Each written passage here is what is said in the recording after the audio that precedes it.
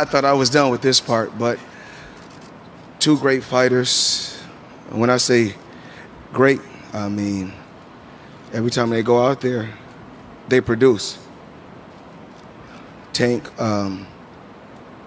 was a young kid from Baltimore who had a dream. He'd been through a lot. He'd been through a lot of ups and downs. And he fought his way to the top. So, I mean, you have to commend this kid for that. No matter what the media says, no matter what the people say, he earned his stripes. Day in and day out, he go out there and he produce. And that's what it's really about. It's about producing. A hell of a training team. I can't, I take my hat off to his team. Calvin and the Headbangers, you guys have, Barry Hunter has done a tremendous job, with so many different fighters in the DMV area. A lot of talented fighters from that area, and I believe Tank is the #1 fighter from that area. He's one of the best fighters in the world. But then the guy that he's facing right here, Rolly, he said he want to be the best. He want to fight the best. So come December 5th, we're going to match these two guys, and it's going to be one hell of a fight. I take my hat off to Rolly and his team. Rolly is tough. He'll fight anybody. He'll spar anybody. So that's why this is a very, very intriguing matchup. Rolly wants the best. Rolly feels like he's the best. And one thing about Tank is he's doing record-breaking numbers. And I told him in due time, when me and Tank was in Miami, bike riding on a yacht, just enjoying life. I told him, the same way I'm selling out stadiums, you're gonna do the same thing, and selling out arenas, you're gonna do the same thing. But you have to have patience. He had patience, and that's what we're doing. I mean, in the lightweight division right now, we don't have we have guys with great names, but not drawing power. And one thing about Tank, he has drawing power where we went to Atlanta. You guys seen what we did. We was able to go to Baltimore. You seen what we was able to do. Now we're in L.A. And L.A. needs some entertainment. So December 5th, we're going to have entertainment. And both of these guys, Rolly, hell of a puncher, knockout artist. And every time we went to Rolly and we presented an opponent, we said, what about this guy? Do you want to fight him? Absolutely, give him to me. No excuses. Whereas we had a lot of other fighters that's under the Mayweather Promotions banner as well as PBC promotion banner. There's always, no, I don't want to fight this guy. Oh, I don't want to fight this guy. Rolly is a guy that said, I'll fight anybody. It doesn't matter. So he talked his way up on this fight, and he didn't just talk. He earned his stripes. Some guys, it takes 30 fights, 40 fights to match up with some of the best. With Rolly, it didn't take that long. With Tank, it didn't take that long. And I just want to say I'm proud of both fighters as well as the people that's behind the scenes that was able to put this fight together, because we have to work together as a team. I didn't do this by myself.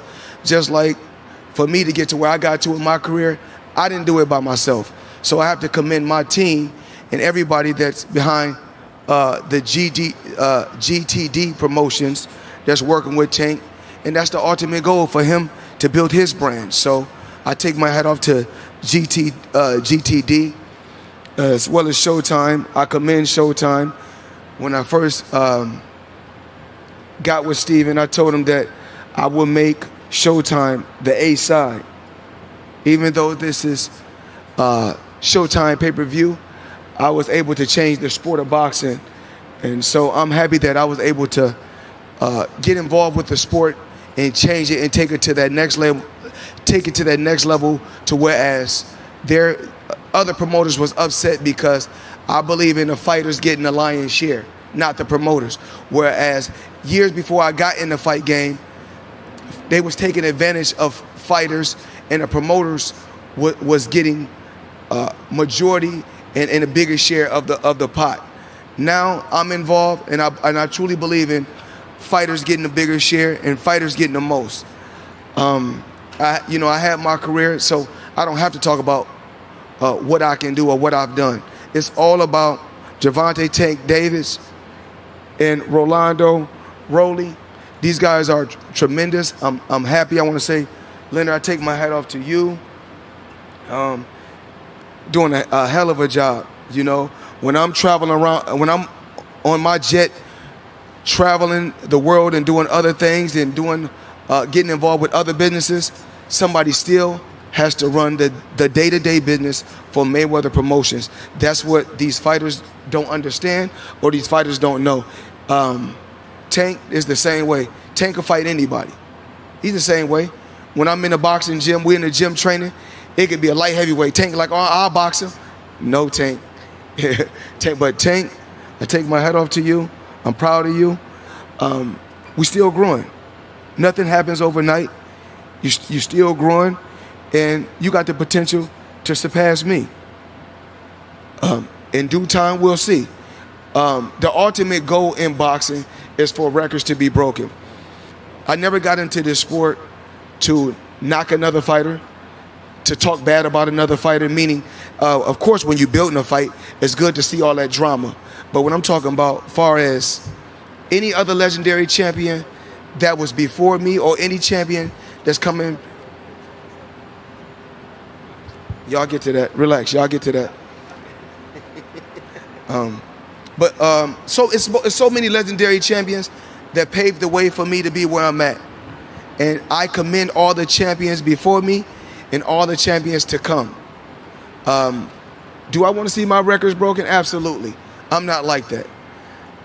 Like I always say, the greatest thing about my career was being able to, what I did when my career was over. I made smart investments. That's the best thing about my career. And I had fun in the fight game. But it's all about these young guys right here. These guys are the future of boxing.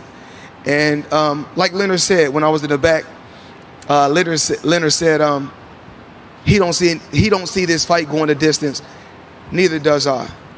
I just want to commend both sides, the coaches, the promotion team, for helping me put this together. 2 undefeated fighters, 2 knockout artists, 2 champions. December 5th. Hopefully I see all you guys there. Thank you.